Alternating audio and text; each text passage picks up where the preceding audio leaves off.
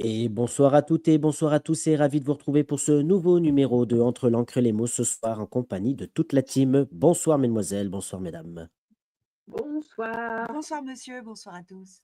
Ravi de vous retrouver donc pour ce nouveau numéro Entre l'encre et les mots, numéro 39, où on reçoit ce soir une figure emblématique du PAF, comme on l'a déjà dit, qui va venir nous présenter, chère Sonia, son livre C'est quoi ce bordel? Les enquêtes de Bertrand Murillo, flic malgré lui, aux éditions Massot. On va avoir l'occasion, ma chère Sonia, d'avoir une chronique dans quelques instants. Mais en quelques mots, qu'est-ce que tu peux nous dire sur ce livre? Eh ben, il existe des Pierre Richard, mais je crois que sur ce coup-là, il est pas mal. C'est un flic qui a pas réussi sa vie, qui a pas réussi son métier de flic et qui a même pas réussi sa mort. Donc toute une histoire. Eh bien, écoute, dans l'impatience de t'écouter dans quelques instants, nous aurons aussi bien évidemment l'extrait de Marie, hein, donc n'hésitez pas, si vous avez un casque, de mettre un casque, puisque si je me souviens bien, il y a mis des petits bruitages. Nous aurons donc la question de l'invité et nous aurons bien évidemment le divan, le portrait de Séraphine. Séraphine, on l'a dit, Bruno est un personnage à lui tout seul. Qu'est-ce que tu peux nous dire sur lui? Mais Bruno, c'est un guignol, pas si guignol que ça. Je crois qu'il a vraiment, vraiment des choses à dire et des choses intelligentes, voilà, pas si guignolesque que ça. Eh bien, écoute, pareil, nous t'écouterons tout à D'accord. l'heure en fin d'émission, le tête-à-tête Ouais. avec Bruno que tu auras. Et je vous rappelle, mes chers amis, que vous pouvez retrouver cette émission chaque mercredi et chaque vendredi à 19h30 sur les réseaux sociaux. Vous flashez ce QR code. On passe à chaque fois 1 heure et demie ensemble. Vous posez vos questions en commentaire. Le but du jeu pour l'auteur, c'est d'y répondre. Et je vous propose d'ailleurs de recevoir tout de suite Bruno Gaccio.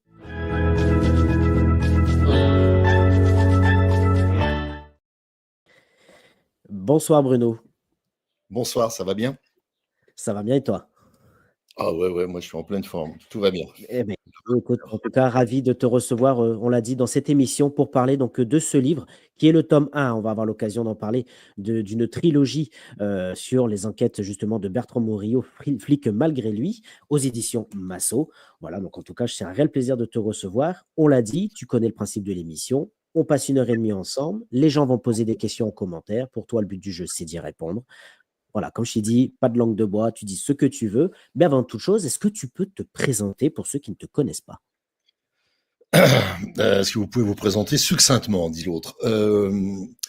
Je m'appelle donc Bruno Gassio, j'ai 66 ans, je suis né à Saint-Étienne d'un papa maçon, d'une mère papetière, c'est-à-dire loin d'un milieu, entre guillemets, culturel. J'avais rien pour me retrouver dans la culture. Saint-Étienne était une ville sinistrée qui va beaucoup mieux. Et ce qui m'a sorti de Saint-Étienne et de ma condition, qui était celle d'un fils d'ouvrier qui allait finir ouvrier à Saint-Étienne, ce qui n'est pas honteux du tout. Mais ce qui m'a enfin, évité ça et qui m'a rendu la vie beaucoup plus confortable, c'est la lecture d'abord, qui arrive très tard, vers 17 ans, 16-17 ans, et l'écriture ensuite, qui arrive pratiquement en même temps que la lecture. Et depuis, je suis auteur et je gagne ma vie. Alors maintenant, je suis retraité, mais je gagne ma vie sans un seul jour de chômage depuis 45 ans, 40 ans, 45 ans en écrivant. Je n'ai jamais rien fait d'autre qu'écrire. J'ai un petit peu joué la comédie, j'ai fait, mais c'était pour m'amuser, voilà. Et je suis aussi un énervé perpétuel, mais on va en parler après sur les, je suppose, puisqu'on parle des genèses des choses. Je suis un énervé, ça vient de mon père, et je n'accepte pas ou très difficilement qu'on me dise c'est comme ça, puis c'est tout. J'ai du mal. Il faut qu'on m'explique. Voilà. Et pourquoi donc alors? Qu'est-ce qui te gêne dans cette phrase? Dans c'est comme ça, puis c'est tout. Oui. C'est tu n'as pas à discuter. Tu n'as pas à contester. Tu n'as pas à essayer de changer. Tu n'es pas habilité à. Ceux qui sont habilités à, c'est ceux qui ont fait les bonnes études, ceux qui ont les manettes, mais c'est pas les plus intelligents, c'est ceux qui ont les manettes, ceux qui ont fait les bonnes études, ceux qui ont les bons réseaux. On le voit maintenant jusqu'à la caricature. C'est une caricature ce qui se passe en France. Les Chinois nous mettent une pilée sur à peu près tous les domaines. Voilà, je me souviens qu'en 2007, c'était Ségolène Royal qui était candidate et elle avait dans son programme l'idée, puisqu'elle habitait dans une région où on faisait des voitures électriques, de faire de la France le leader mondial de la voiture électrique, du moteur électrique, des photovoltaïques. On s'est fait piler. Il n'y a plus une bagnole sans composants chinois à l'intérieur maintenant. On s'est fait tout piler. Et tout ça ne vient pas du fait qu'on est nul, que les Français sont mauvais. Ça vient du fait que ceux qui nous dirigent et qui prennent des décisions sont nuls, sont mauvais. Eux ont décidé que l'industrie, c'était pas bien. Et donc, moi, ça m'énerve. Et j'arrête pas de faire des livres là-dessus. J'en ai fait sur le Parti socialiste, j'en ai fait un que j'aime beaucoup qui s'appelle « Mais non, Madame Martin, c'est pas compliqué l'économie ». C'est 7 Madame Martin qui ont tout un problème avec l'économie de marché. Donc, c'est un exemple très, très précis sur une problématique. Et chacune se dépatouille comme elle peut et pense que la solution dans la politique, c'est d'aller vers le meeting de Marine Le Pen. Et tout le monde converge comme ça, avec chacun son problème, vers la plus mauvaise des solutions pour son problème, en fait. Et quand j'ai fait ce livre-là, c'est juste parce que j'étais énervé, parce que je voyais, j'ai dit, putain, mais arrêtez de penser qu'il y a un programme au Front National, à part Abat les Arabes, il n'y en a pas. Tu vois, c'est arrêtez. Oui. Non, donc ça m'énerve. Et être énervé et ne l'ouvre pas. Pourquoi? Parce que c'est comme ça et puis c'est tout. Et puis c'est comme Ça ça, et puis ça m'énerve. t'énerve. Eh ben, je te Voilà. rassure, on ne dira pas ce soir. On rappelle, hein, tu es scénariste, auteur, comédien et producteur. Tu as été Ouais. essentiellement connu du grand public pour avoir coécrit Les Guignols de l'info, cette émission diffusée sur Canal+ entre les années 98 et 92 et 2007, si je me souviens bien, les dates. Ouais, 80, c'est ça. Ouais. c'était J'ai ça. arrêté Chirac. Voilà. Et effectivement, il y a Frédéric qui nous dit, est-ce que l'émission Les Guignols vous manque? Alors, ils m'auraient posé la question il y a 3 ans, j'aurais dit non. Aujourd'hui, c'est pas l'émission qui me manque parce que je crois qu'on pourrait plus la faire. Il n'y a pas une chaîne qui mettrait 15 millions par an pour la faire. D'ailleurs, on a essayé sur Blast, ils m'ont dit, viens, on va essayer de faire un truc. Je dis, ouais, mais c'est difficile, ça coûte cher. Non, mais on va y arriver, tout ça. Ils ont fait des marionnettes, 2 marionnettes au début. Et puis, ça peut pas fonctionner. Ça peut pas fonctionner parce qu'il faut beaucoup d'argent, beaucoup d'énergie, beaucoup de monde. Et on fait pas ça à la sauvette. Donc, non, ça n'existerait plus. Est-ce que ça me manque? Bah ouais, parce que c'est quand même le moyen d'expression, mon moyen d'expression, à moi en tout cas, qui était le plus complet. On faisait du théâtre parce qu'il y a des gens qui se répondaient, on faisait du cinéma parce que on pouvait faire des mini-fictions, on faisait de l'éditorial, on disait quand même parfois ce qu'on pensait, on faisait une caricature vocale, une caricature de cadre, une caricature physique, une caricature de caractère. Donc on avait, c'était complet quoi, et c'était super éclatant à faire. Par contre, se lever tous les matins à 7 heures, écouter toutes les revues de presse, essayer de lire les journaux pour être un petit peu au courant de ce qui allait se passer, et finir à 20 heures quand l'émission était diffusée, puis débriefer, puis rentrer chez toi et te dire merde, je recommence demain matin à 7 heures alors qu'il est 9h30, bah tu casses une croûte, tu regardes un match de foot, et puis voilà, tu n'as pas de vie quoi.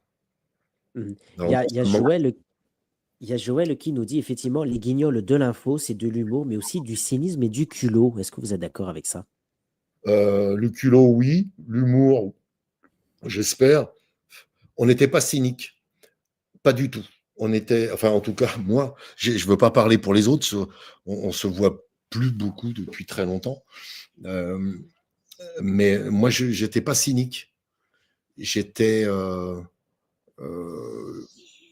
comment dire, j'étais engagé quoi. Quand on fait la World Company, qui est une idée de Benoît de Lépine, retravaillée par Jean-François Alain et moi-même, puis perpétuée par Alexandre Charlot, Franck Magnier, Lionel Dutemple, Ahmed Hamidi et Julien Hervé. Comme ça, j'ai cité tous les mecs qui faisaient le direct, et comme ça, ils ne pourront pas m'en vouloir, je ne les ai pas oubliés. Quand on fait ça, c'est pour se moquer de ce cynisme. Quand quand on faisait dire à Stallone, Monsieur Sylvestre, pourquoi tu te plages, t'es français, petit fromage qui peut, tu fais travailler des petits Chinois, tu donnes du travail aux petits Chinois, c'est ça être de gauche, c'est partager. Ouais, et c'est archi cynique, mais c'était pour le dénoncer, c'était pas un mode de vie qu'on voulait lancer, nous. Eh ben, en tout cas, ça reste effectivement d'excellents souvenirs, hein. Je vois les commentaires et je sais que ça rappelle beaucoup de souvenirs. Justement, il y a une question intéressante de Laurent qui demande, est-ce que si l'émission reprenait aujourd'hui, est-ce que tu serais plus cinglant qu'à l'époque, toi et l'équipe? Comment le savoir? Là, je suis...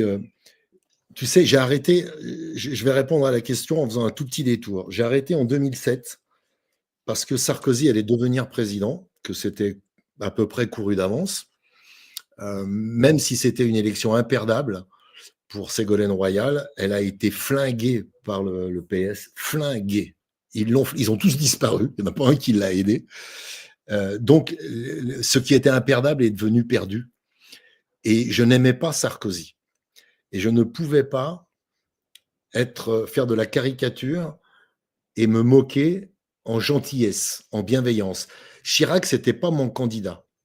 Je n'étais pas de son bord politique, mais j'avais une espèce de respect et de sympathie pour lui parce qu'il était sympathique. J'ai toujours trouvé Nicolas Sarkozy antipathique, y compris physiquement. Je n'aime pas sa voix, je n'aime pas sa façon de se présenter au monde, je ne l'aime pas. Quoi. Il dit, alors je sais, c'est du délit de sale gueule, mais oui, ça arrive qu'on n'aime pas du tout quelqu'un. Et on ne travaille pas bien dans la caricature quand on n'aime pas du tout quelqu'un. On devient méchant. Alors, est-ce que je serais plus cinglant aujourd'hui? Probablement parce que j'en aime pas un seul en ce moment. Je n'aime ni le président, ni le Premier ministre, ni le ministre de l'Intérieur. Je n'aime pas les chanteurs d'aujourd'hui. Je suis un vieux con et je serais probablement plus méchant que marrant. Et il vaut mieux pas que je le fasse. Voilà, c'est pour ça que c'est bien aussi que des gens viennent prendre la relève, pas à travers des marionnettes, mais à travers des émissions comme la dernière sur Nova, qui est une bonne émission. Les grands remplacements, ça me fait beaucoup marrer, toujours sur Nova. Et c'est surtout sur Nova, d'ailleurs, qu'il y a des trucs. Il y a Hakim Omid qui fait des émissions à midi aussi.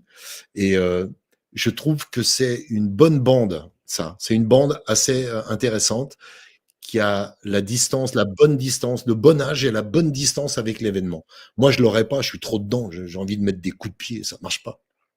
Écoute, en tout cas, c'est un réel plaisir de t'écouter et je rappelle, hein, que tu es avec nous ce soir pour nous parler de ce livre édité aux éditions Massot, qui est le premier tome, hein, d'une trilogie. C'est quoi ce bordel, les enquêtes de Bertrand Morillo? On aura la chronique de Sonia dans quelques instants, mais il y a quand même quelques livres qui t'ont fait connaître du grand public auparavant, dont un, je ne sais pas si tu veux en parler, mais effectivement, il y a ce petit manuel de survie à l'intention d'un socialiste dans un dîner avec des gens de gauche qui a été vendu entre plus de 20 000 et 25 000 exemplaires. On en parlait en coulisses tout à l'heure.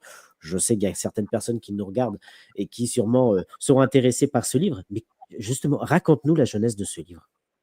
Alors, j'aime les titres longs, t'as remarqué? Oui, j'ai remarqué, ouais, c'est pour ça. Ouais, les titres longs. Sauf c'est quoi ce bordel, c'est assez court.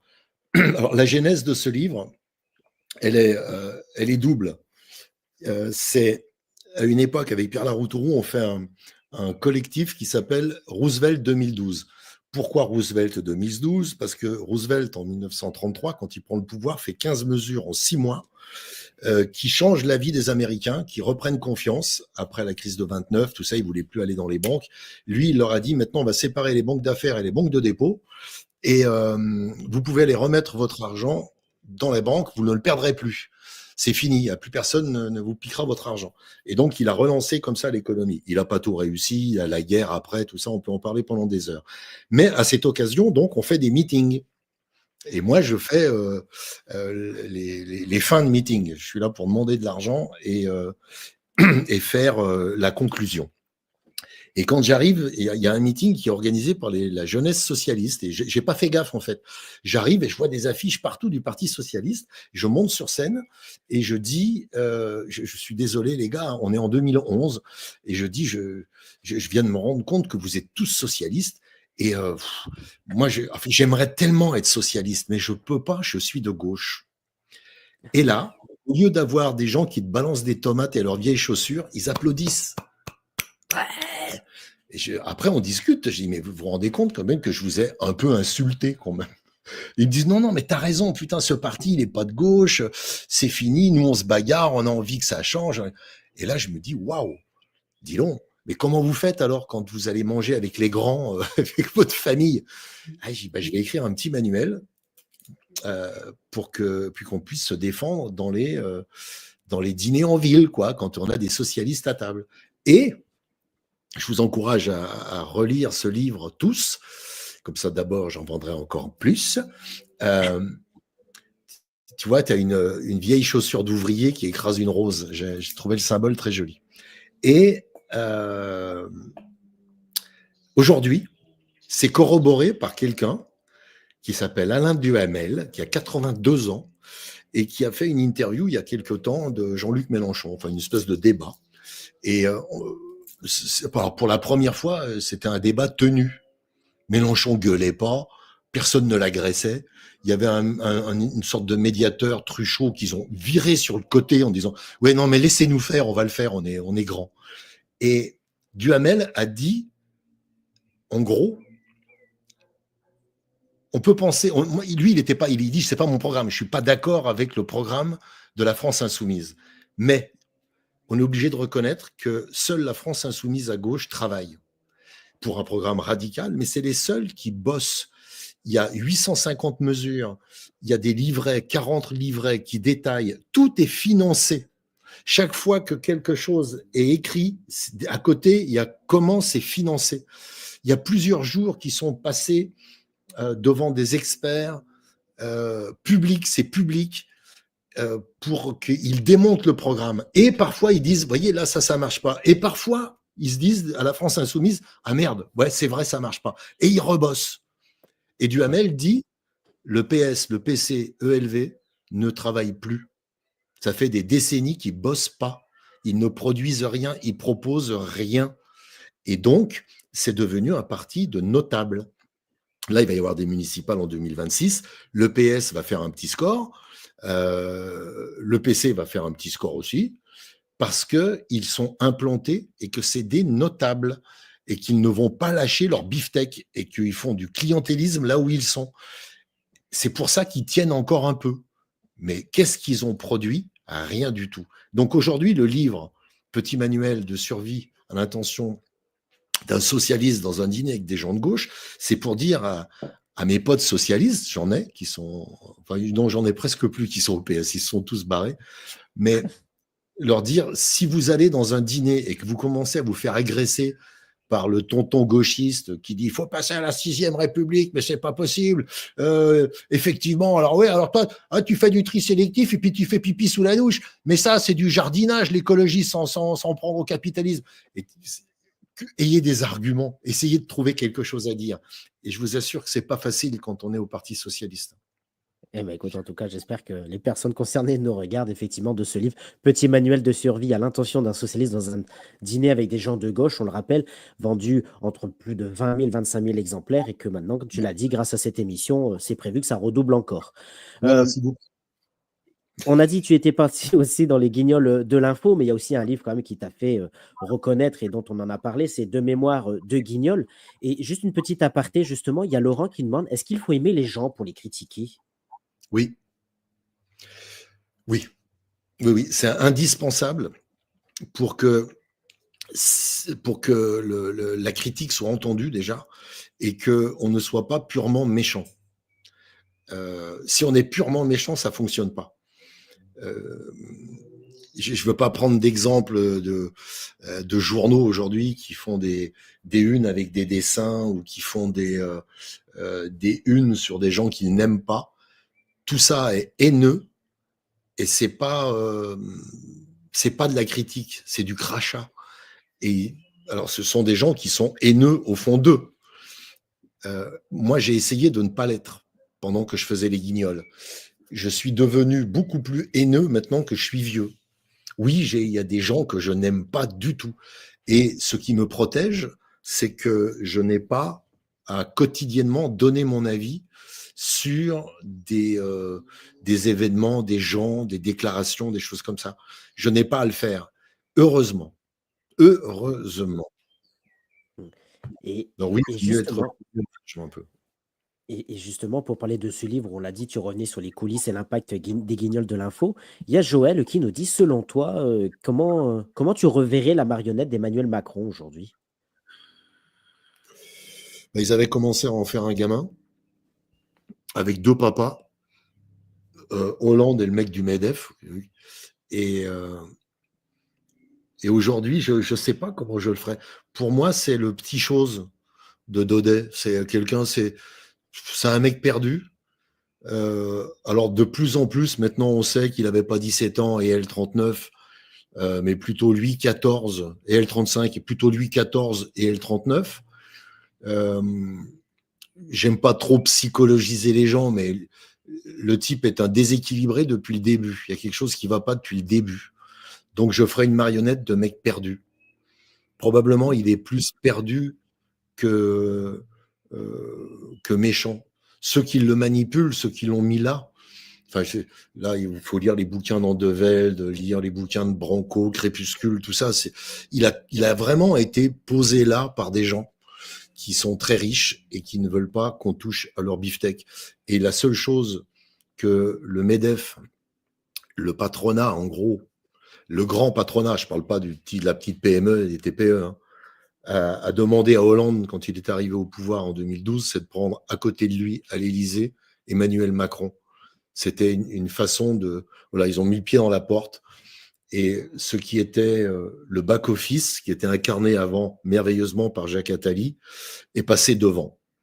Et maintenant, c'est ce qui était dans le back-office qui dirige. Et c'est une catastrophe absolue en tout. En économie, c'est une catastrophe. En diplomatie, c'est ridicule. En industrie, là, on vient... Oui, on va réindustrialiser. Ah, au fait, on a vendu Doliprane. Ah, bah, comment tu vas faire alors? Tu vois, voilà, il n'y a rien qui tient debout. Et en plus, en com, ils sont nullissimes parce que toute leur com, elle se voit. Mais alors, ça se voit. Mais le principe, c'est que ça se voit pas trop. Là, on voit tout. On voit les ficelles. C'est terrible. Oh, la France est devenue une vieille liftée où on voit les coutures. C'est terrible. Et est-ce que tu te verrais vraiment t'engager, mais politiquement? Dire vraiment prendre un poste d'élu, un poste. Non. Non, on m'a proposé plein de fois, depuis 2007-2008, je crois. On me propose, à Saint-Étienne, au municipal, il y a des listes qui m'ont proposé d'être, enfin, des partis qui m'ont proposé d'être sur leur liste. On m'a proposé en 2017, éventuellement, de prendre une circonscription, tout ça. Et je leur ai dit, la vérité, en fait, je gagne très très bien ma vie en bossant peu. Pourquoi veux-tu que j'aille gagner beaucoup moins en bossant trop? Et surtout, je suis très calme. Je connais plein de députés là en ce moment, et je leur demande souvent comment vous faites. Ceux qui sont jamais allés à l'Assemblée, c'est minuscule. Les gens qui sont à côté de toi sont à 3 mètres. C'est pas du tout une espèce de grand amphi comme ça. Non, c'est tout petit. Tu entends tout ce qui se dit. Et si moi, quelqu'un m'insulte dans l'hémicycle, je traverse les rangs, je vais lui mettre une droite. Je suis pas non violent. Donc, entre deux hommes à peu près de même corpulence et du même âge, moi je cogne, hein, et tu m'insultes pas, canard. Hein, et donc, vaut mieux pas que je le fasse. C'est un peu comme donner mon avis sur des émissions de télé ou de radio. Vaut mieux pas. Donc, non, voilà, je le fais pas pour ça. Et en plus, je suis honnête. J'espère que si tu nous donnes à la fin de l'émission ton avis sur cette émission, ce sera gentil, bien évidemment.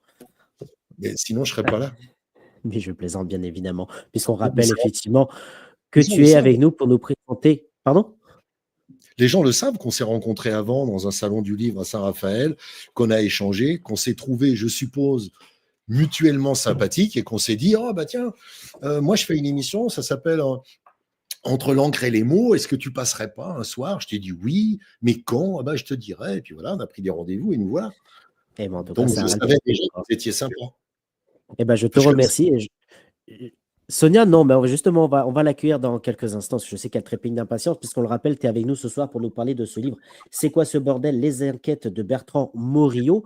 Ce que je te propose, c'est d'accueillir Sonia et ensuite tu nous expliqueras la genèse de ce livre, puisqu'il y a aussi beaucoup de choses à dire. Tout de suite, on reçoit Sonia.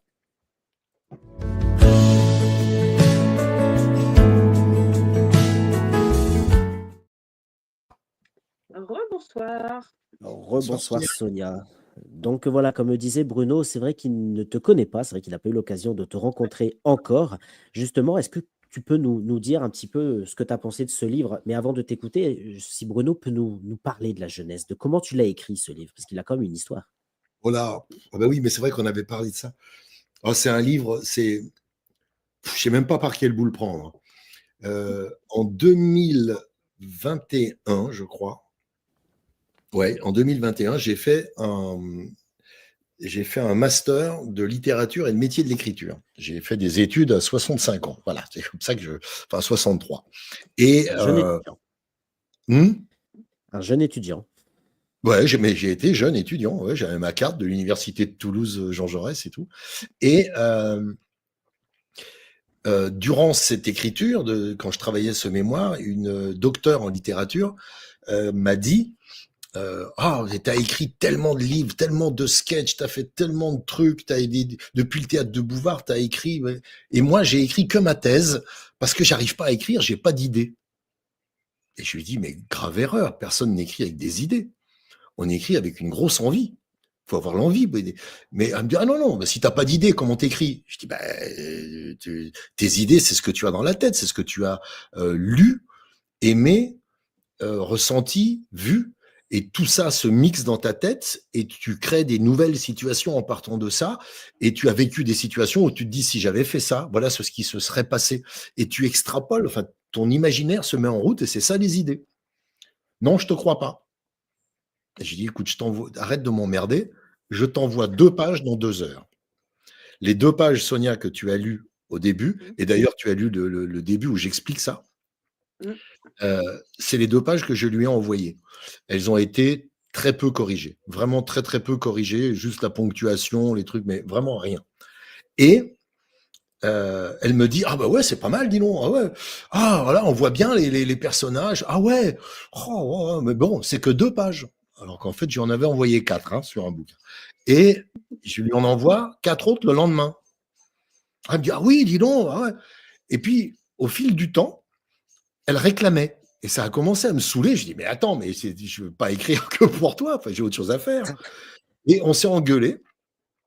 Et j'ai arrêté d'envoyer. Et 6 mois après, comme tous les auteurs, on relit nos notes. Et en relisant ça, je me dis, waouh, c'est pas si mal que ça.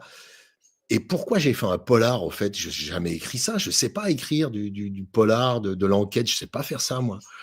Et c'est ça qui m'est venu. Et là, je vais sur Facebook où j'ai 30 quelques mille followers sur une page fan que j'ai même pas créée, qu'avait créé quelqu'un. Et je dis aux gens, voilà, je leur explique ce que je viens de vous dire. Est-ce que vous voulez que je fasse pareil? Je publie 2 pages par jour. Là, il y a 29 000 personnes qui répondent, vas-y. Je dis, quoi? Et, non, mais c'est un truc énorme. Hein. Et donc, je me dis, merde. Et donc, je publie. Donc, premier jour, 30 000 lecteurs. Au bout de 4 jours, 10 000. Je dis, waouh, il y a les 2 tiers qui se barrent. Et puis après, ça se stabilise entre 5 et 10 000. Ça dépend des jours, c'est très curieux. Et au bout de 40 pages publiées, je me dis, mais merde, j'en ai que 80, il n'y a pas de fin. Donc, je propose aux gens, je leur dis, je vais terminer en direct. Est-ce que ça vous intéresse que je termine en direct? Et les mecs, quoi, ouais, pas chiche, ouais, tu vas, qu'est-ce qu'on peut faire? Je dis, bah, écoutez, ce livre, je le donne. Et ce que je vous demande, c'est de l'imprimer chez vous, faire des photocopies, ce que vous voulez, et de le poser dans une boîte à livres ou de le poser dans la rue. Ce que je veux, c'est que ça diffuse. Devenez tous éditeurs. Ouais, ouais, ouais. Et là, les gens commencent à chercher le titre. Donc, le titre vient des gens. La couverture vient d'un type qui s'appelle Paul J. Dubois, qui est graphiste, je sais pas où. Je sais même plus où il habite, mais ne m'en veux pas si tu me regardes. Il a fait plein de couvertures. Le mec a fait plein de propositions à l'éditeur. On a fait le choix des couleurs. Et puis après, on a fait ça, quoi. Et là, l'éditeur me dit, Masso, qui est un mec extraordinaire, il me dit, qu'est-ce que tu fais? Je dis, comment ça? Tu donnes un livre. Je dis, bah oui, je écris. Il dit, non, c'est mon travail de vendre des livres. Les livres, il faut les vendre. Moi, je suis éditeur, tu vois. Je dis, ah ouais, mais j'ai pas pensé à ça, franchement. Il me dit, je vois, ouais, que t'as pas pensé à rien du tout, même. Donc, je lui dis, bah ouais, bah, je suis désolé, tant pis, toi, profits et pertes. Il me dit, non, non, j'adore l'expérience, j'adore ce que tu es en train de faire. Je le publie en papier. Et c'est ce que vous avez dans les mains. Je le publie. Je dis, waouh, merci, mais personne ne va l'acheter puisqu'il y a déjà eu plein de lecteurs. Ouais, mais bon, ça fait un, je le fais. Et là, je lui demande un truc, c'est de dire, je lui dis, comme c'est parti sur un truc gratuit, est-ce que tu peux laisser le PDF en accès libre sur ton site? Il me dit oui. Donc, résultat des courses, c'est quoi ce bordel? Se vend pas du tout. Enfin, je fais partie du club des 800, tu sais, les auteurs, ils disent, t'en vends combien, toi? 800. Ah bon? Et contre, en téléchargement gratos, il m'a dit, là, on tape le prix Goncourt. Hein. Ah bah oui, tu m'étonnes. Eh ben, oui, ce que je veux, c'est que les gens lisent, tu vois, peu importe comment. Et voilà, ça m'a fait super plaisir de faire ça. Et ben, en tout Donc, cas, effectivement, on peut le retrouver et on le voit effectivement, hein, qu'on peut retrouver plus d'informations sur ce livre et sur l'ensemble de ta biographie sur www.masso.com. Et justement, notre chère amie Sonia est là. Et justement, Sonia, nous t'écoutons pour la chronique. Bertrand Morillo, qui est donc cet homme? C'est un homme qui n'a jamais eu beaucoup de chance dans la vie. Même sa mort, il a réussi à la louper. Alors oui, on peut presque dire que c'est un Pierre Richard version ultra malchanceux. Donc revenons à Bertrand, qui est flic et qui un jour décide de se tirer une balle dans la bouche, avec son arme de service, et ce, dans son bureau. Oui, mais voilà qu'un de ses collègues en décide autrement. Et c'est donc naturellement que la balle dévie, mais cette dernière le défigure. En arrêt de travail, cette gueule cassée passe ses journées entières au cimetière. Pour y faire quoi, me direz-vous? Au début, c'était juste pour voir l'endroit où il aurait dû être enterré. Oui, je vous l'accorde, c'est un peu glauque. Ensuite, c'est parce qu'il a aperçu une femme.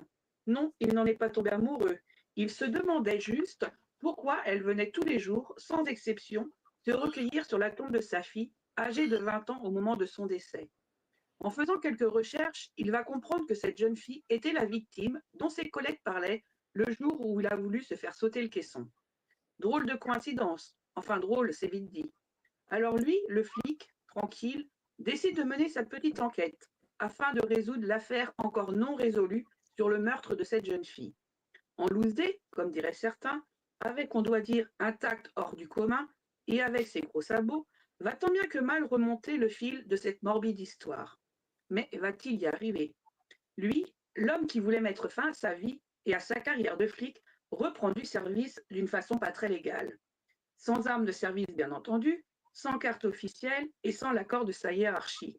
Comment va-t-il s'y prendre? C'est un roman écrit d'une façon peu orthodoxe, on ne va pas se mentir, un brin déjanté qui mêle humour noir, intrigue bien ficelée jusqu'à la fin et rebondissement. Bref, vous l'aurez compris, c'est un polar qui ne vous laissera pas indifférent. Merci Sonia. Avec plaisir. Mais c'est le plaisir d'un auteur, je crois, c'est juste que quelqu'un ait lu son livre, ait lu ce qu'il a écrit, peu importe si c'est un livre ou autre chose, et qu'il l'ait compris et qu'il sache en parler. C'est émouvant, voilà. Moi, j'aime ça. Merci. Ah bah merci. J'ai passé un très très bon moment de lecture. C'est vrai que voilà. Donc, et depuis le début de l'émission, je rigole beaucoup. Justement, Sonia, qu'est-ce que tu as envie de rajouter par rapport à ce qu'il a dit? Imagine- Ah, mais moi, j'aime bien les gens sans langue de bois. On dit que je suis trop directe, je dois faire une formation pour apprendre à être subtile, mais en fait, j'ai pas envie de changer. En fait, j'ai envie de rester comme je suis. Et au travail, non, ça passe pas, mais je m'en fiche. Je reste comme je suis, voilà. Donc, Clair, il faut parler clair et droit et avoir les arguments mm, qui vont avec. Tu peux pas, c'est ça. sinon ça s'appelle japper. Mais si tu as les Mm, arguments qui vont avec, parle droit, voilà. dis les choses Ouais. directement. Mm. Tu vas gagner un temps fou. Voilà. Ah bah oui, ça c'est sûr. On fait du tri dans les amis, dans les collègues. Oh là oui, ça c'est sûr. Ah, voilà. Eh ben, en Dit-il. tout cas, merci à toi. Donc effectivement, donc ça c'est le premier tome, effectivement, mon cher Bruno. C'est quoi ce bordel? Les enquêtes de Bertrand Morillo, flic malgré lui. Donc qui est sorti, si je me souviens bien, en 2023. Non, j'ai pas dit. Oui, c'est ça, 2023. Ensuite, en 2024, il y a eu le tome 2, si je me souviens Ouais, bien, qui s'appelle Tour de vis. Donc là, ouais. est-ce que tu peux nous en parler un petit peu aussi? Alors, tour de vis, l'idée, alors si idée il y a, vient d'un voyage en TGV où le TGV se met à ralentir dans le sud de la France, près d'Aix-en-Provence, dans une espèce de truc un peu encaissé. Et je me dis, s'il y a un mec avec un fusil de chasse là, il ferait carton. Et puis après, j'ai commencé à me dire, imaginons qu'au lieu d'un fusil de chasse, il a un Uzi. Il met le Uzi à hauteur de fenêtre et quand le train passe, il arrose. Et je ne sais pas pourquoi j'avais ça en tête. Et je me suis dit, alors, voilà, non, c'est des idées débiles. Pourquoi tu penses à ça? Tu veux devenir terroriste? Qu'est-ce que tu fais, quoi? Et en réfléchissant à ce truc-là, je me suis dit, mais si tu veux bloquer la circulation de tous les trains, il n'y a rien de mieux. Hein. T'en tapes un n'importe où sur la ligne, tout s'arrête. Après, tu vas taper un sur Bordeaux, un sur l'Italie, un sur le Nord, il n'y a plus un train. Ah ouais, mais qui pourrait faire ça? Bah, des terroristes. Ah, les terroristes seraient de bonnes victimes, du coup. Parce que imagine que ce soit plutôt un truc commercial. Et là, j'ai commencé à développer un truc. Et donc, je dis aux gens sur Facebook, j'ai une nouvelle idée. Enfin, j'ai pensé à un truc. Parce qu'il y a plein de gens qui me demandaient quand est-ce que tu fais un tome 2, puisque tu as fini avec un truc ouvert. Mm. Euh, je dis, bah, ouais, j'avais fini sur l'arrivée de son fils, je crois. La fin du livre, c'est. Ah merde, je ne veux pas le lire, je suis con. Et il n'est pas censé avoir un enfant, enfin, vous verrez. Et donc, il va voir la mère qui se trouve dans le sud. Et j'explique ça, quoi. Et je dis, donc, je publie. Ouais, vas-y, ouais, ouais, ouais. Donc là, pareil, ça commence avec 15-20 000 lecteurs la première semaine. Puis ça se tasse autour de la moyenne, je pense que c'est 8 000 à peu près. Et j'ai pas calculé. Et là, Masso me dit, ah, tu recommences. J'ai dit oui. Tu le publies? Oui. Et là, il m'encourage à le faire. Il me dit, vas-y, tout ça, j'ai lu les premiers trucs, c'est vachement bien, je publie. Putain, je me dis, c'est quand même extraordinaire, quoi. Et donc voilà, ça c'est la genèse du truc. Après, ça parle toujours de Morillo qui a l'art de se mettre dans les ennuis qu'il ne cherche pas. C'est-à-dire que lui, il Mm. prend juste un TGV et on tire sur le TGV. Et puis, il y a des gosses dans le TGV qui protègent. Et les gosses qu'il protège, c'est des gosses d'un milliardaire qui prenait le train. Mais pourquoi ils prenaient le train, les gosses? Ils sont milliardaires, ils ont des jets privés. Non, c'était parce qu'on voulait que ce soit discret. Ils partaient avec une. Tu vois, et tout s'enchaîne. Et ils se retrouvent dans une affaire de gros sous, de meurtres, de trucs atroces, quoi, de familles, de tueurs. Il y a des Russes, il y a des Turcs, il y a de tout là-dedans. Voilà, je me suis Est-ce amusé. que Est-ce que tu es d'accord, parce qu'après il y a le tome 3 aussi qui est sorti là cette année en 2025, le virus c'est l'homme. Est-ce que tu es d'accord quand Sonia dit que Morillo c'est le Pierre Richard de la police? Hum. Ah, ah. Pas exprès. Tu fais Non, non, pas mais tu as exprès. raison. Non, mais c'est le Pierre Richard du jouet ou le Pierre Richard de la chèvre. Tu vois, c'est pas tout à Ouais. fait. Dans le jouet, il est victime et il finit par retourner la situation. Dans la chèvre, il est pris et il est posé comme une chèvre quelque part et ça va attirer les loups. C'est un peu ça que fait Morillo, mais malgré lui. Quand tu dis c'est les enquêtes de Bertrand Morillo, flic malgré lui. C'est-à-dire qu'il veut pas, Ouais. lui. Lui, il aimerait bien que ça s'arrête. Mais à chaque fois, ça repart. Et le tome 3, c'est encore pire. C'est un serial killer qui veut tuer 7 milliards d'humains. Non, c'est pas ça. C'est celui-là. Voilà, le virus, c'est l'homme. Le mec, il veut tuer 7 milliards d'humains. C'est un plan. Il y a un plan. Bon. Et quand j'ai vu qu'il y avait j'ai regardé 2 ou 3 documentaires sur la surpopulation et les choses comme ça. Je me suis dit, ah les vaches, ils ont un plan. Merde. Et donc, j'ai écrit là-dessus. Voilà, ça m'a fait rire. Et le tome Et 4 que je suis en train de publier, c'est sur le foot. Enfin, ah, c'est la suite du virus, c'est l'homme, où il est à la recherche de son papa. Et il y a eu un meurtre de joueur au stade. Et personne ne sait qui a fait ça. Il n'y a que moi qui sais. Moi, je sais il qui n'y a c'est que qui toi l'a. qui sais pour l'instant. Toi, tu Ouais, sais qui ouais. c'est et qu'on rappelle qu'on peut te retrouver à- Ouais, excuse-moi. Bruno, il fait penser en fait à son personnage. Il est commercial sans le vouloir. Parce Oui. que il offre son livre, il dit la fin, mais les gens vont tellement avoir envie de le lire que du coup, ils vont aller l'acheter. Il est commercial sans le vouloir, en fait. Et ben Ouais, ouais. voilà. Bah, je suppose que Masso serait vraiment heureux que je sois un commercial sans le vouloir.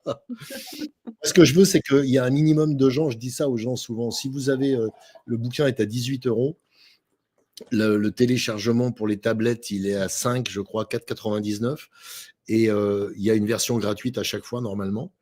Je ne suis pas allé vérifier depuis un moment, j'espère qu'il l'a laissé. Si je demande parfois aux gens, et on avait parlé de ça à Saint-Raphaël, que les gens achetaient, je disais, c'est pas pour moi, parce qu'évidemment, personne ne gagne sa vie. Enfin, il y a 10 écrivains en France qui gagnent leur vie en écrivant que écrire. Mais c'est pour que l'éditeur continue à vivre. C'est un éditeur indépendant. Il n'est pas dans une des grandes écuries, que ce soit Bolloré, Hachette, tout ça. Il n'est pas là-dedans. Il n'est pas dans leur filiale non plus. Et si on a envie de continuer à avoir des petits indépendants quelque part, des petits moustiques, tu sais, qui viennent faire chier tout le temps comme ça. J'aime bien cette phrase du Dalai Lama. Si vous pensez que vous êtes trop petit pour changer quelque chose et pour embêter les gros, c'est que vous n'avez jamais dormi avec un moustique dans votre chambre. C'est vrai, mais il a raison. Et ouais, il faut être ce putain de moustique. C'est ça notre Ouais. destin. Nous, les petits, c'est d'être ce putain de moustique là où on peut. Ben, je sais que je retiendrai cette phrase, effectivement. Donc, on rappelle que tu es avec nous pour ce livre. C'est quoi ce bordel? Voilà, les enquêtes de Bertrand Morillo, flic, Les deux malgré lui. On assiste. Pardon? Je dis, et les deux autres. Vous commandez Ah chez oui, bien sûr. Masson, je vous envoie les 3. Et Florent, fais un prix. Tu leur fais Allez. un prix. Bah voilà, allez. Combien tu veux? C'est toi le commercial, on a dit. Alors, non, je crois qu'on peut faire facilement 20-30%, ça, mais t'achètes les 3, non? Bah, bien sûr, on peut, oui. Ben oui, on peut.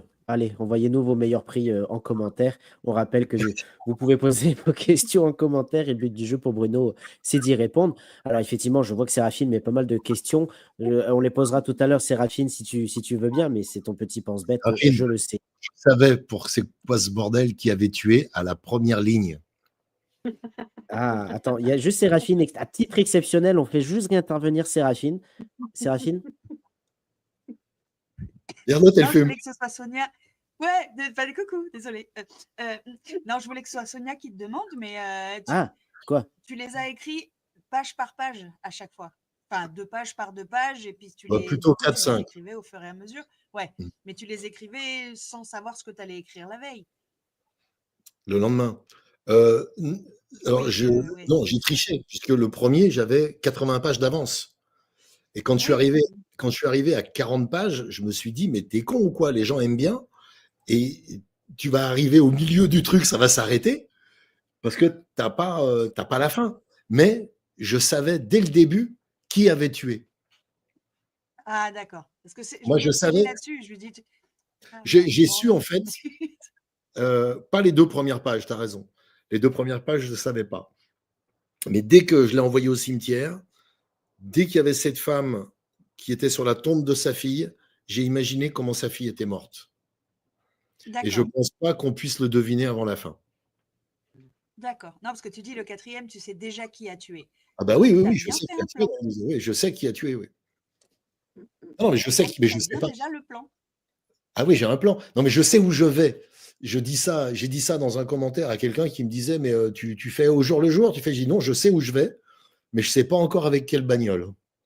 Je ne Oh! D'accord. sais pas quel véhicule Ah, je bah, vais prendre pour y aller. Et là, par exemple, j'ai 4 publications d'avance. Mhm. Mais là, je suis un poil bloqué. Je me suis mis dans la bouse tout seul. Je me suis un peu bloqué, donc il va falloir que je fasse preuve d'imagination et tout ça. Mais ça me fait pas peur. J'adore ça parce que est-ce que vous pratiquez ce truc pour avoir des idées, qui est de dormir? Non, C'est pas un moi truc, perso, C'est non. magique. Séraphine, tu le fais? C'est génial à faire. Tu t'endors 1 minute, ton cerveau se met en route à 2000 à l'heure, et là, tu te réveilles et tu as plus qu'à noter. Sinon, la nuit, quand tu rêves, tu as 1000 idées, mais tu les notes pas. Et le matin, tu dis, c'était quoi ce truc avec les pélicans? Tu vas Oui, c'est plus ça. Oui. un beefsteak de pélican, c'est ça que tu es perdu. Alors C'était que, génial, putain, c'était génial. ouais, ouais, ouais, ouais, ouais. Voilà, c'est tout. Tout à Eh ben l'heure. écoute, merci Séraphine, un titre exceptionnel qu'elle est intervenue sur le plateau pendant l'émission. Effectivement, on te retrouve en fin d'émission donc pour le tête-à-tête tout à l'heure. Et ce que je vous propose maintenant, c'est d'écouter l'extrait de Marie. Ah ouais.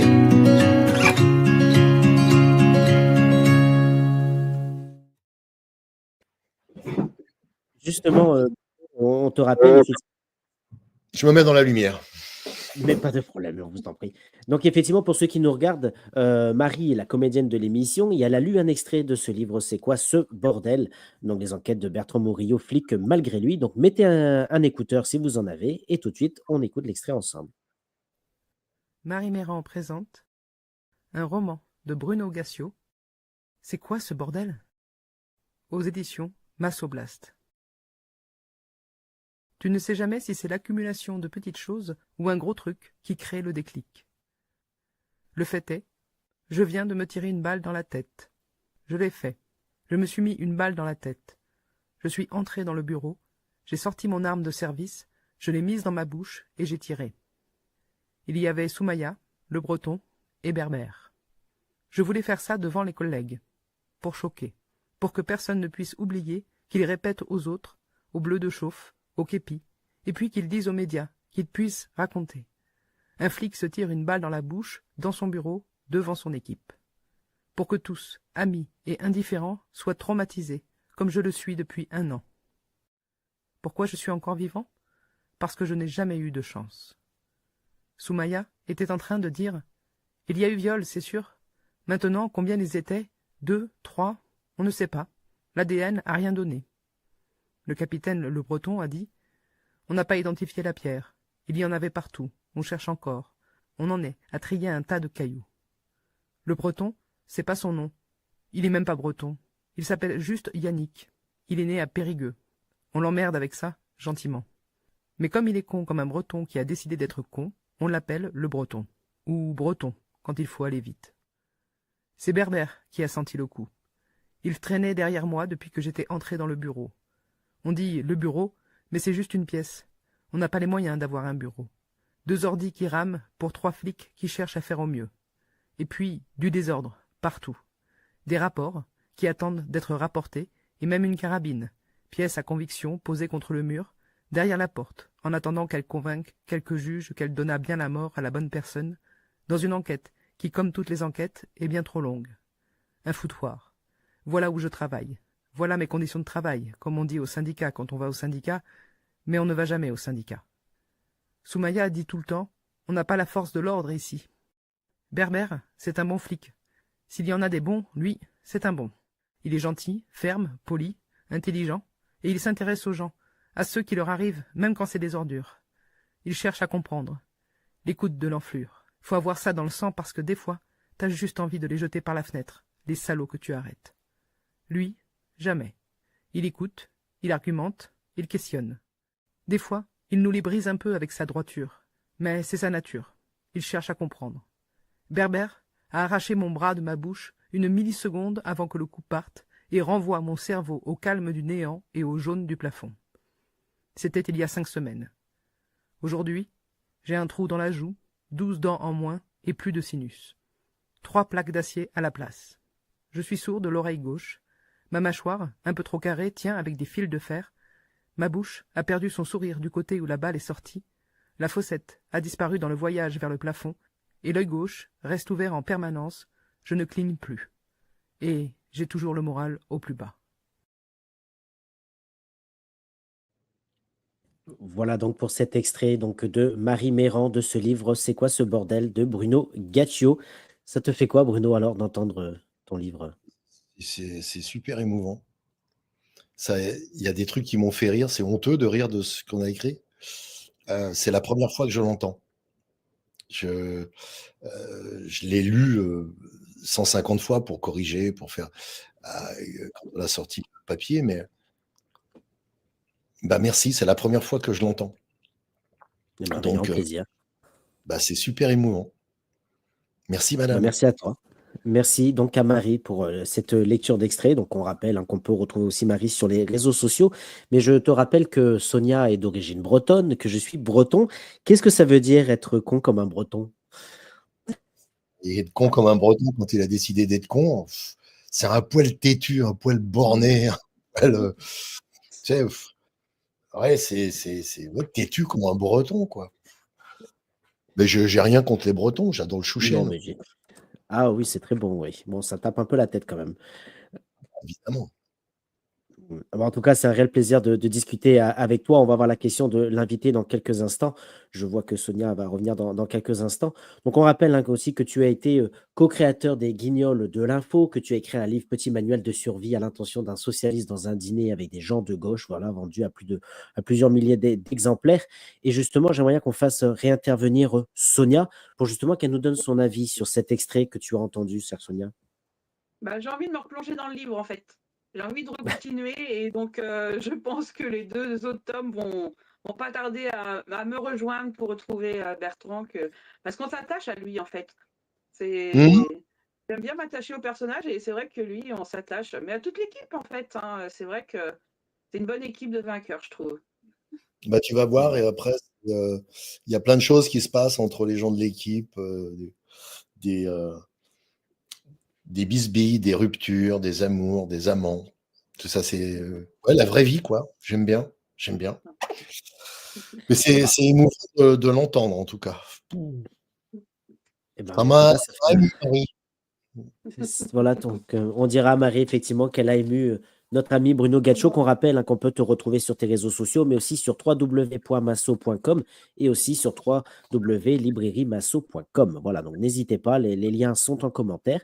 Et ce que je te propose maintenant, c'est de faire le petit jingle. Oui. Excuse-moi, je te coupe, ça se fait pas, c'est très mal poli. Mais pour me retrouver, il y a aussi un truc qu'on fait sur Twitch avec Caroline Fiat, Anne-Valérie O et Ludo de la Herche. Et ça s'appelle Prune Bourbon. Et c'est une contre-soirée qu'on fait le samedi dans la cuisine de Ludo.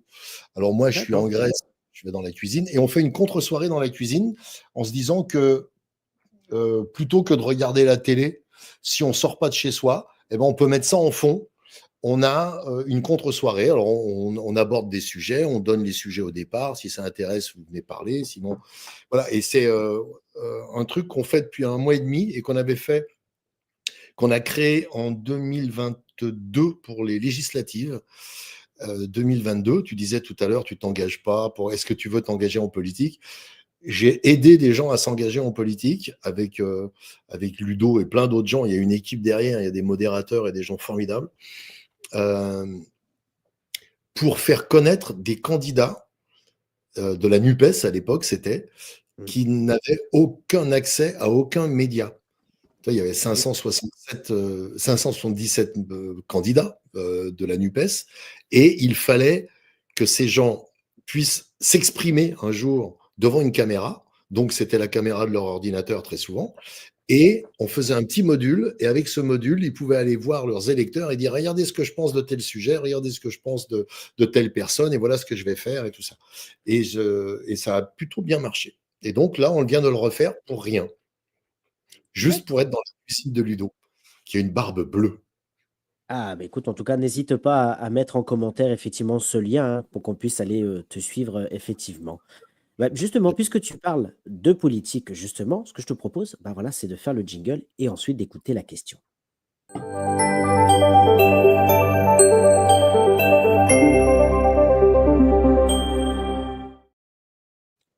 Alors, mon cher Bruno, je te rappelle le principe. Vendredi dernier, nous avons reçu une auteure, une femme que tu connais peut-être. On a reçu Ramayad, qui est donc ancienne ministre des Sports sous le gouvernement de Nicolas Sarkozy, ministre des droits de l'homme, qui a écrit, tu vois, aux éditions L'Harmattan, les livres Les leçons de l'Amérique, Nation et puissance. Quand on lui a dit, on recevra Bruno Gaccio dans l'émission, quelle serait la question que tu as envie de lui poser? Voici sa question. Alors, ma question sur Bruno Gaccio. D'abord, pour moi, Bruno Gaccio, c'est une figure familière, on va dire, du PAF. C'est quelqu'un avec lequel on a presque tous grandi. On l'a connu au Guignol de l'Info, évidemment, scénariste. On l'a connu comédien, producteur. C'est oui, c'est ça, une figure du PAF.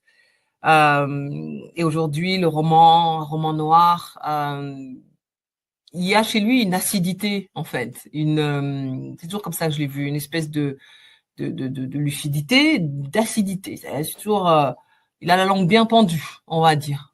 Héritage, je pense, de l'écriture des Guignols. Et en même temps, c'est fondé sur une mise en cause des pouvoirs, souvent. Donc, il a toujours été à l'unisson de l'époque, d'une certaine manière. Les années qui passent ne l'ont pas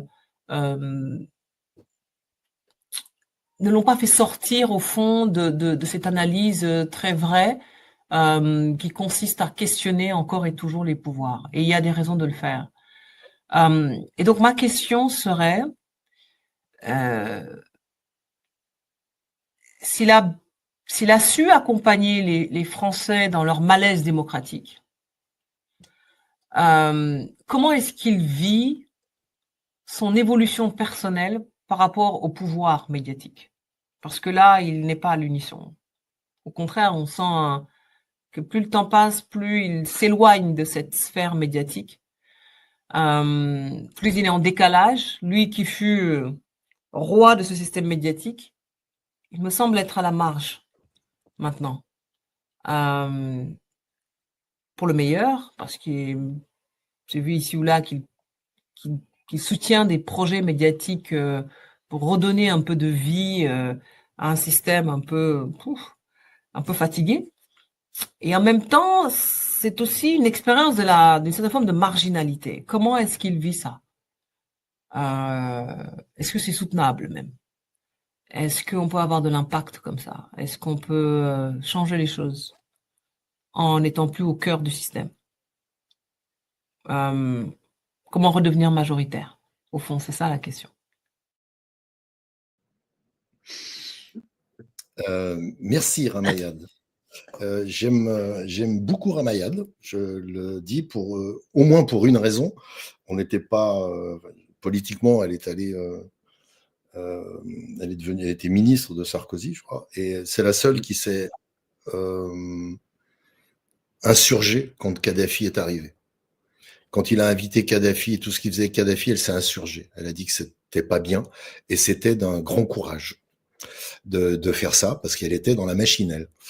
Alors, pour répondre à la question, je me suis éloigné pour une raison simple, c'est que entre ceux que je n'ai pas envie de voir, d'aller voir à la radio, à la télé, et ceux qui ne veulent pas m'entendre, ça fait 0. Il reste plus de place. Et comme je le disais au début de l'émission, je suis de plus en plus énervé parce que, et pardonnez-moi de le dire aussi crûment, toi Sonia, je te dis, il faut parler dru et parler droit. Les gens aujourd'hui qui dirigent ne m'inspirent pratiquement aucun respect. Le seul respect que je peux avoir pour eux, c'est que ce sont des êtres humains et qu'ils doivent probablement souffrir, avoir des grippes, se faire mal aux doigts de pied quand ils butent dans une table. Et ça, je comprends la douleur et je ne leur en voudrais jamais de cette douleur-là. Et je m'en réjouirais pas. Mais je ne les aime pas et j'ai très très peu de respect pour eux. Je veux qu'ils dégagent tous. Je veux qu'ils partent. Alors, le fait de m'être éloigné du monde médiatique, c'est aussi mon âge. C'est que j'ai 66 ans, que c'est un peu pathétique, je trouve, d'aller donner son avis à 65, 70, 80 piges à la télé, à la radio, et de radoter sur des chaînes stupides. Ce sont des chaînes, toutes les chaînes d'infos sont stupidissimes. Ils font des programmes, on riait beaucoup avec Alain de Greff de ça, quand la télé-réalité est arrivée. Il a dit le jour où les cons se sont rendus compte qu'ils pouvaient se filmer eux-mêmes et que d'autres cons se sont rendus compte que ça faisait de bonnes émissions de télé, ben on n'a plus besoin de producteurs, d'auteurs et de choses comme ça. Tu prends 4 imbéciles, tu les mets autour d'une table, tu les balances sur un sujet, euh, si ça peut être crado, raciste, antisémite, foireux, bon, bah, t'y vas. Et là où, à Canal+, quand j'y travaillais et qu'on recevait des gens, lorsque quelqu'un tenait des propos pourris, déplacés, je me souviens, par exemple, de Jean-Claude Van Damme, dont on peut rire de la vulgarité, mais il avait roté au visage de, je ne sais pas, j'ai oublié son nom, ne m'en veux pas si tu regardes ça un jour, elle présentait les infos et il avait roté pendant les infos. Elle avait gardé un sang-froid. Il avait dit oh bah excuse-moi. Il a dit non monsieur, c'est impardonnable. Et il n'a plus été invité parce que quelqu'un qui faisait quelque chose de déplacé, on n'invitait plus. Qui disait quelque chose de complètement stupide ou de raciste ou de violent, on n'invitait plus.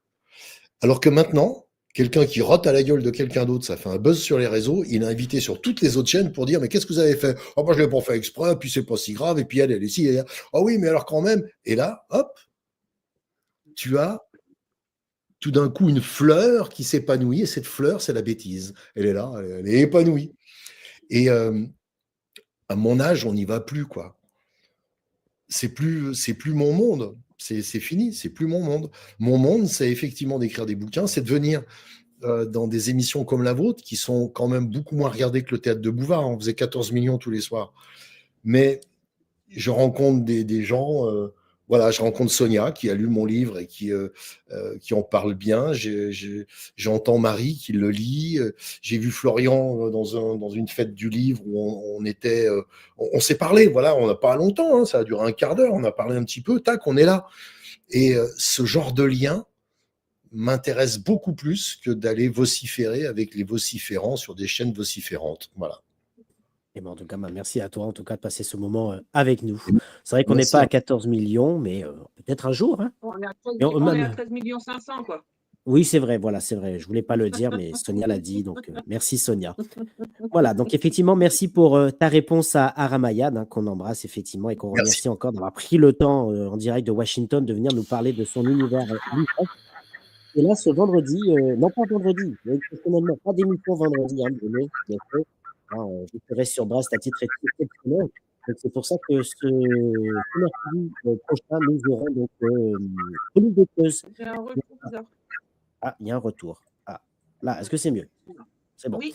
On recevra donc Pauline de Creuse le mercredi 14 mai à 19h30 qui viendra, Sonia, nous présenter son livre Sans elle aux éditions l'Hélice Bleue. Qu'est-ce que tu peux nous dire en quelques mots sur ce livre, Sonia? En fait, c'est la disparition d'une femme. En fait, il se retrouve pour un enterrement. Et on apprend du coup avec Laura qui se retrouve en voiture avec un des amis du mari de la personne décédée, en fait, et elle raconte un peu les derniers jours de sa vie avant sa disparition. Et c'est toute une enquête personnelle, en fait. Et on apprend à détester le mari, on apprend à aimer cette jeune femme qui en aurait voulu, voilà, lui dire un petit peu, attends, secoue-toi, ne fais pas ci, ne fais pas ça. Et là, c'est plein de petits moments de sa vie qu'on apprend en fait par son ami. Donc, un livre super Eh ben, intéressant écoute, aussi. voilà un livre qu'on aura donc l'occasion de découvrir donc mercredi prochain donc sur cette chaîne. Et justement, Bruno, quelle serait la question que tu aurais envie de poser à Pauline? La question que je pose à tous les auteurs, quand j'ai l'occasion de discuter avec eux, donc là, comme ça, au moins, je la pose publiquement, elle pourra répondre, je l'espère. Je n'ai pas lu son livre, évidemment, mais je vais me le procurer. Et ma question, elle est, est-ce qu'elle se souvient d'un moment précis de bascule entre j'ai envie, j'ai des choses à dire et j'écris? À quel moment précis? Est-ce qu'il y a un moment précis, une seconde précise à laquelle la chose se produit? Pourquoi je pose la question? Et j'y reviendrai à la question après. Moi, ce qui m'a fait changer, c'est mon père, à qui j'arrêtais pas de casser les noix, comme on dit. Un jour, il prend une orange qui était sur la table, dans le fruitier, là, le saladier. Il me dit, tu vois, si on te demande ce que c'est, tu dis c'est une orange. Tu dis pas c'est une orange traitée à. Tu dis c'est juste une orange. Et moi, je dis, bah non, si c'est traité avec machin, je dirais que c'est traité. Et là, il m'a mis une tarte. Je sais pas si vous avez déjà pris une tarte de maçon, mais tu as deux choix. Hein. La main qui tient la truelle, c'est terrible, et la main qui attrape la brique. C'est pas bon. Quel que soit le côté, tu fais mal. Et comme ça faisait mal et que il m'en a donné 2 ou 3 de suite parce que je disais non, je dirais non, boum, je dirais non, boum. Et je lui ai dit, très bien, ça fait mal de prendre des coups, je le dirai pas, mais tu sais ce que je pense, par contre, je l'écrirai. Et c'est ce jour-là que j'ai décidé d'écrire. J'ai pris la décision.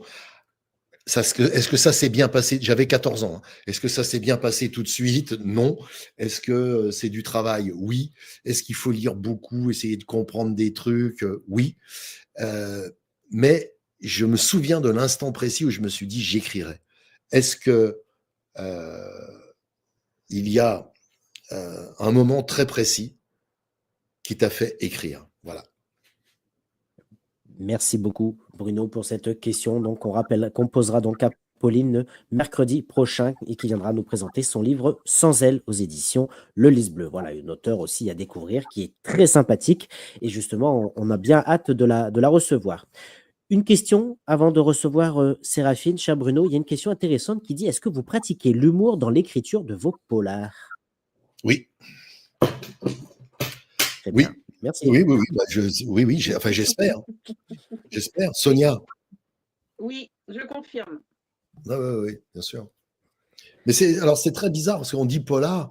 Je crois que c'est à Saint-Raphaël où on a fait une petite conférence avec d'autres auteurs de livres noirs. Je dois dire, en fait, c'est un roman noir sociétal. Mais c'est pas vraiment du polar, c'est pas vraiment du thriller. J'espère que c'est un truc, un style qui m'appartient, quoi, qui est à moi. Après, il y a des influences dedans, évidemment, mais j'espère que c'est un style particulier. D'accord. Eh ben, en tout cas, merci d'avoir répondu à nos questions. Et ce que je te propose, vu que je vois qu'il n'y en a plus pour l'instant, c'est de recevoir notre chère amie Séraphine. Oh là.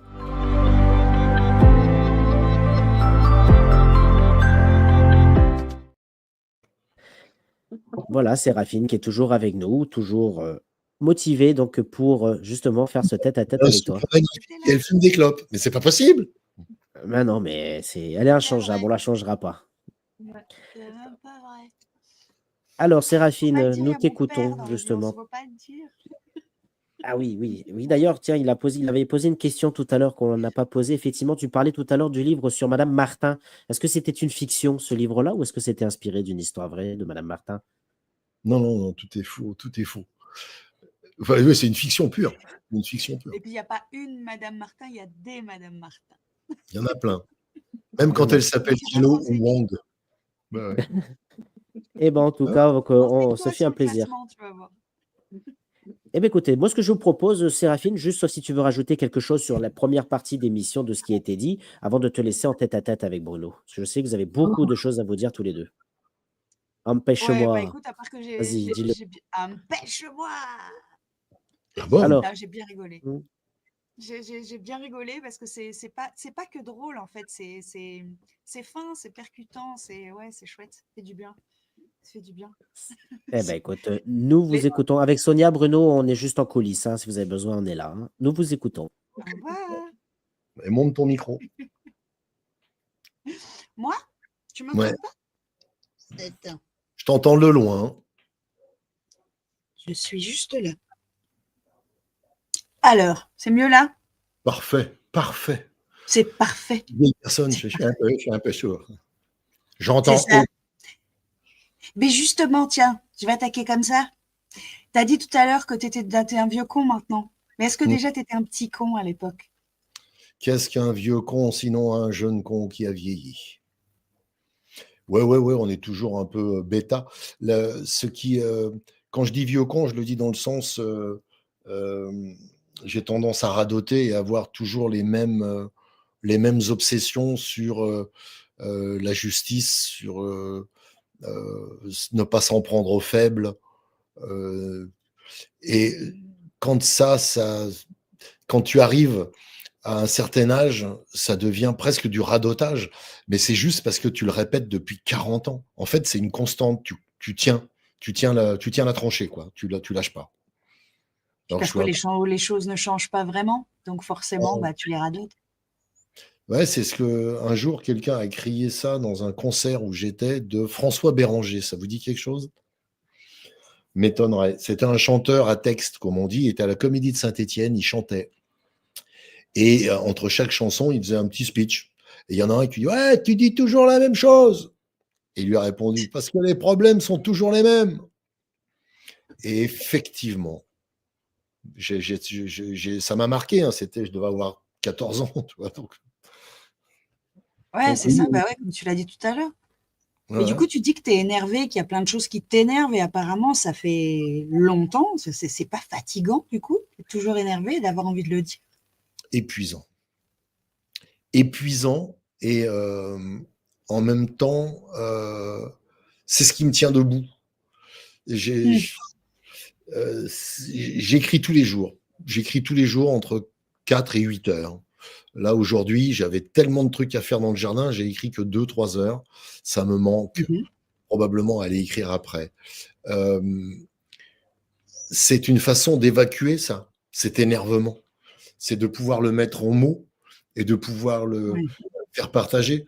Alors, évidemment, si tu le fais partager comme au théâtre de Bouvard, où c'était aussi de l'énervement à 14 millions de personnes, c'est bien. Au Guignol, c'était 3,5 millions. C'était pas mal. Là, c'est 10 000, c'est bien. C'est bien. Parce que c'est important. L'important, c'est que les choses, enfin pour moi, que les choses soient dites et que certains les lisent et se disent c'est pas si con ce qu'ils racontent. Parce que ça plante des petites graines.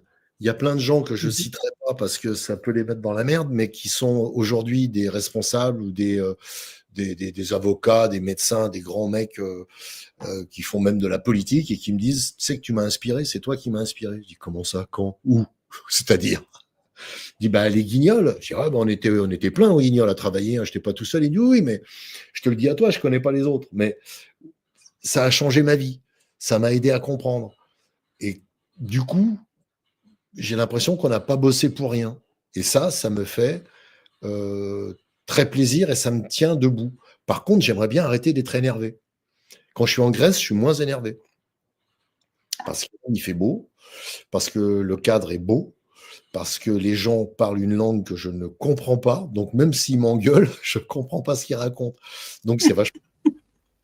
Donc, tu vois, et tout d'un coup, l'énervement vient de mes potes de Prune Bourbon, parce qu'on parle de sujets, et puis il me dit, ah, t'as vu ça, t'as vu ci, puis le truc se remet en route, et après, je retourne écrire, et j'ai de l'énergie pour écrire.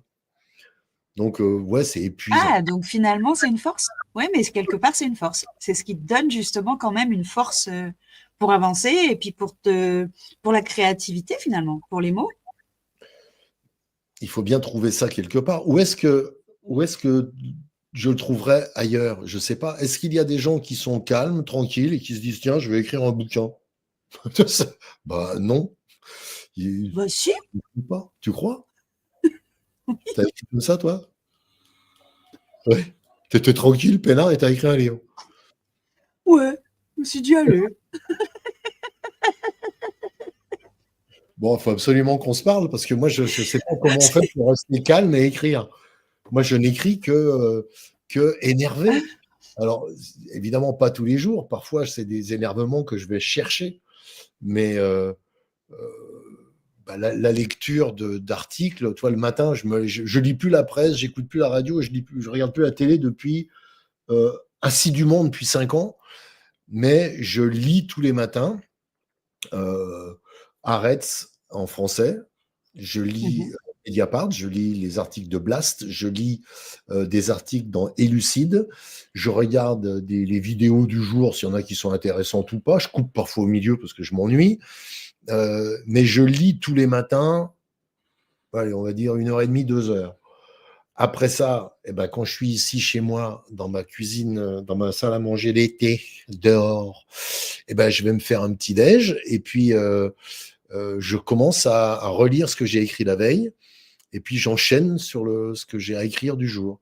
Et selon ce que j'ai lu, je suis plus ou moins énervé et j'aimerais que des gens qui lisent au quotidien me disent « Ah, aujourd'hui, t'étais tranquille, ça allait bien ta vie, tu vois, t'allais bien. » Ouais. Et hier, par contre, j'étais super vénère, tu vois. Ouais, j'avais plus d'eau chaude. Tu vois, ça peut être ça aussi. Ouais, ça se lit dans les mots, toujours, ça se reconnaît. En plus, quand tu commences à connaître la plume de quelqu'un, forcément, tu commences à y voir des… Mais justement, c'est chouette aussi, je trouve que tu passes par l'humour, par l'ironie, pour soigner un petit peu cet énervement et ce besoin de comprendre les choses et de les dire quand tu les comprends pas. Et je trouve ça chouette que tu passes par l'humour. Mais justement, je voudrais que tu me parles de ta thèse, parce que ta thèse, elle était sur l'humour. Non, oui, il y a ça parle de l'écriture sur l'humour. C'est un métier qui n'existe pas. Tu vois, je commence comme ça. D'ailleurs, je fais depuis 40 ans un métier qui n'existe pas et pourtant j'ai été payé et parfois très bien pour le faire. La thèse, c'est quelque chose que j'ai laissé tomber. C'était sur l'humour et la méchanceté. Et c'est très compliqué. Est-ce que la thèse que je voulais faire, c'était autour de l'humour et la méchanceté. Est-ce que l'humour est toujours méchant et quand c'est pas méchant, est-ce que c'est vraiment de l'humour? L'humour est toujours aux dépens de quelqu'un, de quelque chose. On fait toujours souffrir quelqu'un ou quelque chose. Une institution, quelqu'un. Et c'est tout, on rit toujours aux dépens de. Sinon, c'est des jeux de mots. On peut très bien faire. Je prends toujours l'exemple de Devos qui explique qu'on prend un train pour 3, un billet pour 3, s'il vous plaît. Vous êtes où? On va à 7. Mais non. Et c'est autre chose que de l'humour. C'est jouer avec les mots. Ça peut faire sourire. C'est pas de l'humour? Mais je ne trouve pas que c'est de l'humour. Moi, je suis capable de développer ça. L'humour, c'est… Alors, il y a plusieurs formes, hein, mais ça, c'est de la poésie qui fait. C'est quelque chose de poétique. Oui, c'est vrai. Quelque chose de poétique, c'est quelque chose qui fait appel aux contradictions de la langue française. Et même ça pourrait faire très mal à un chef de gare à qui on dit on voudrait 3 billets pour 7. Il dit mais je ne peux pas vous les donner. Donc tu dis que ce mec est con, en fait. Et de certaines façons, tu te moques de lui. Tu te moques de quelqu'un qui ne comprendrait pas une chose aussi simple que on va à 7, on est 3, on voudrait 3 billets pour 7. Tu comprends pas? Et le mec comprend pas. Et tu dis, mais il est complètement idiot, cet homme-là. Donc, quelqu'un qui serait extrêmement premier degré pourrait le prendre pour lui, Oui. dire, oh, mais c'est quand même méchant pour quelqu'un qui comprend pas. Quand on comprend pas quelque chose, c'est pas forcément de notre faute. Donc, même lui, qui est très poétique dans son expression de jongleur avec les mots, eh bien, dans ce qu'il fait, il peut être méchant. Quand il parle de rien, il parle, tu vois, 2 fois rien, ça commence, c'est déjà un petit peu, c'est déjà quelque chose. Tu vois, et Pépite. c'est du jeu de mots. Et comme disait Victor Hugo, le jeu de mots est la fiente de l'humour, de l'esprit, pardon. Mais voilà, donc Ah ouais, j'ai à développer cette thèse. Sauf que j'ai commencé et je me suis aperçu que j'étais obligé de parler. Soit je me cantonnais au franco-français et c'était pas super intéressant, soit il fallait que je comprenne l'humour japonais, qui est souvent à base de paix, l'humour, comment on rit en Chine, comment on rit en Russie, comment on rit en Afghanistan, comment on rit en Iran. Il y a des comiques et il y a des humoristes iraniens. Le mec, il faut qu'il fasse attention, sa ligne, elle est, tu vois, s'il dérape un peu, fini la tête. Hein. Alors, les États-Unis, on connaît plus facilement. Les Suédois, comment ils rient? Comment on rit au Groenland? Comment on rit chez les Pygmées? Comment rient les Pygmées? De quoi ils rient? Et je me suis dit, à ton âge, c'est entre 5 et 10 ans de boulot, va te C'est de la baigner. socio, ouais, c'est de la socio, c'est La socio, t'es un obligé. plus sans fond. T'es obligé. Et je concluais mon mémoire, je l'ai conclu par le fait qu'on rit en clan. Si là, actuellement, par exemple, il faut le rire, il ne faut pas que ça aille plus haut que le bord. C'est-à-dire que si tu es sur Nova, il y en a un qui est sur Nova, l'autre qui est sur Europe, on ne va pas rire des mêmes choses, c'est sûr. Et on rit avec des clans. Et c'est vachement difficile de trouver un humour universel. Et tout ça, c'était une quête. Est-ce qu'il peut y avoir un truc universel dans l'humour? Et la seule chose que j'ai trouvé d'universel, c'est que tu te moques de quelqu'un ou d'une institution. Dans tous les pays. Je suis sûr que les pygmées, s'il y en a un qui se pète la gueule en se prenant le pied dans une racine, ça peut faire rire les autres. Et pourtant, c'est un malheur. Le mec vient de se faire mal. Tu vois, donc, voilà, c'est de ça que je voulais. Mais c'était trop de boulot. Parce que je suis archi feignant. Je suis feignant. Pas feignant, oui et non, mais ça, c'est Dit-il alors qu'il écrit entre 4 et 8 heures par jour. Ok. Bon, je sais, c'est pas du travail, mais bon, quand même.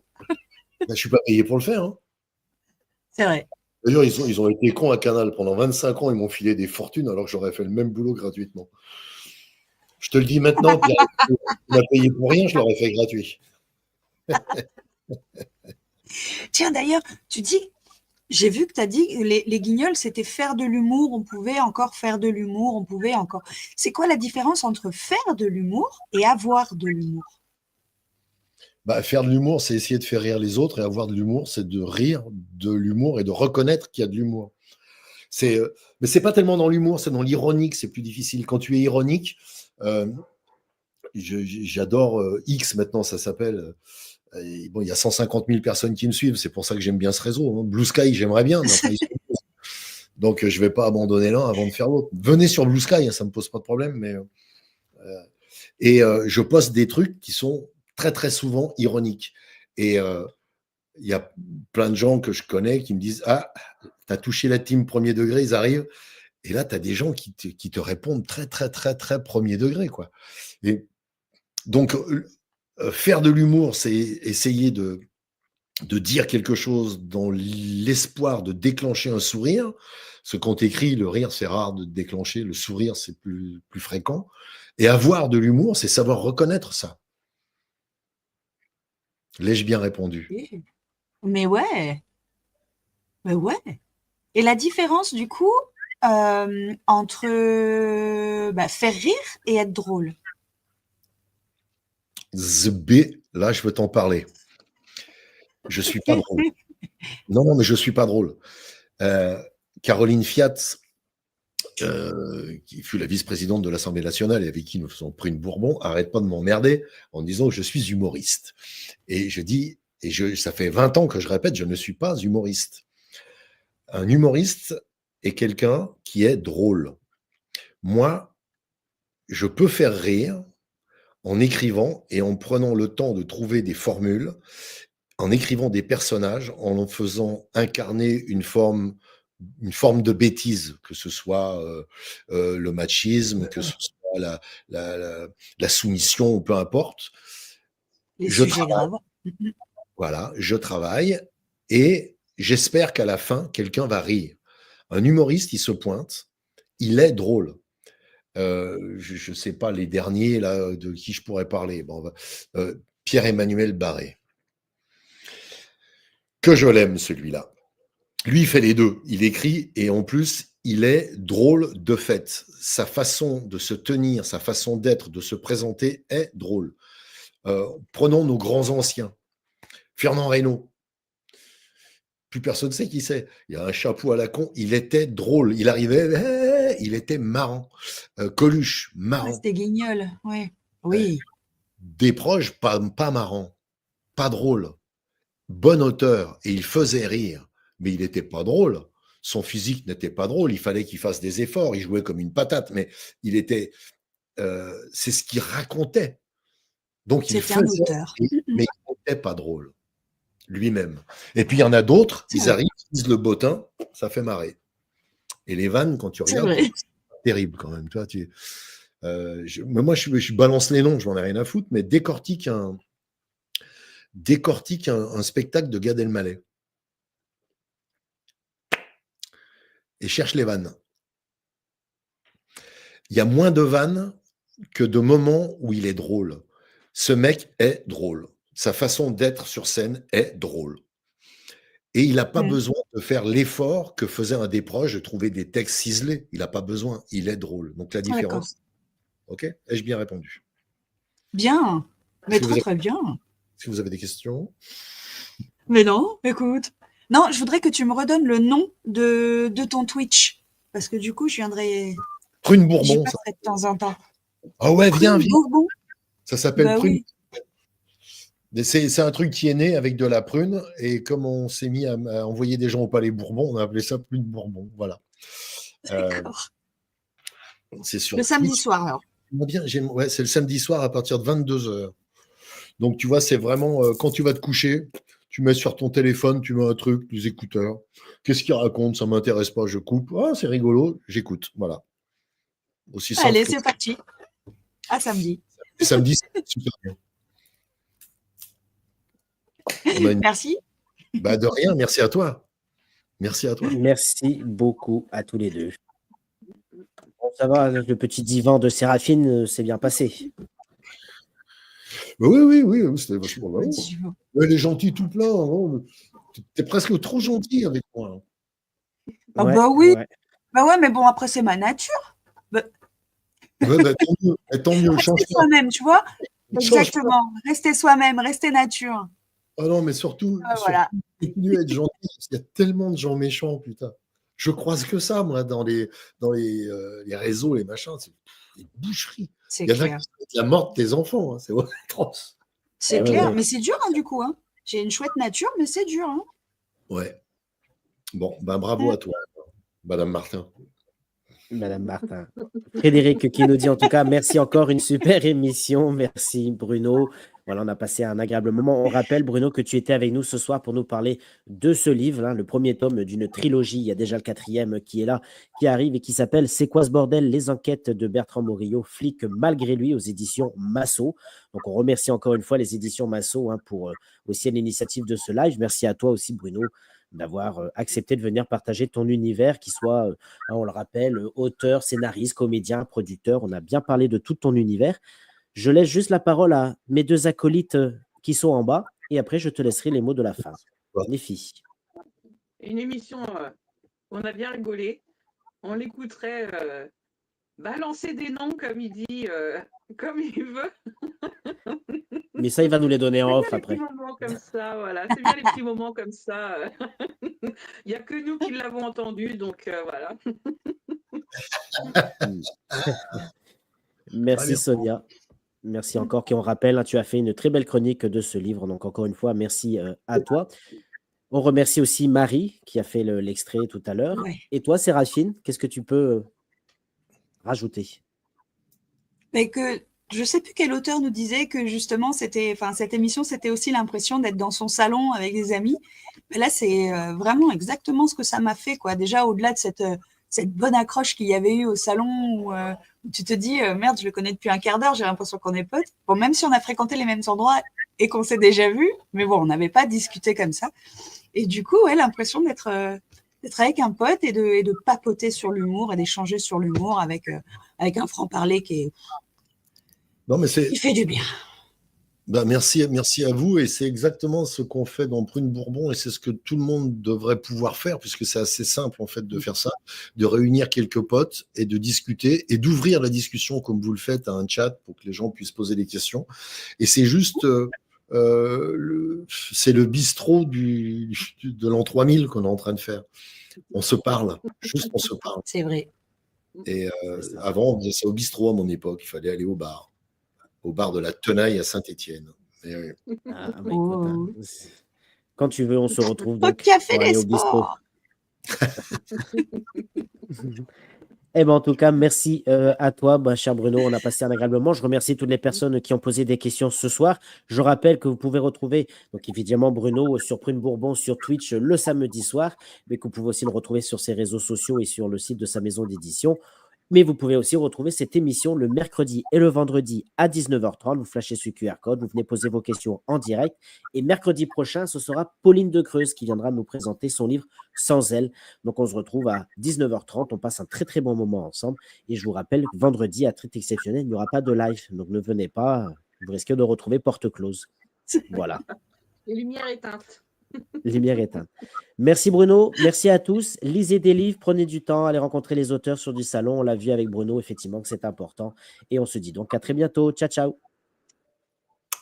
Bon week-end.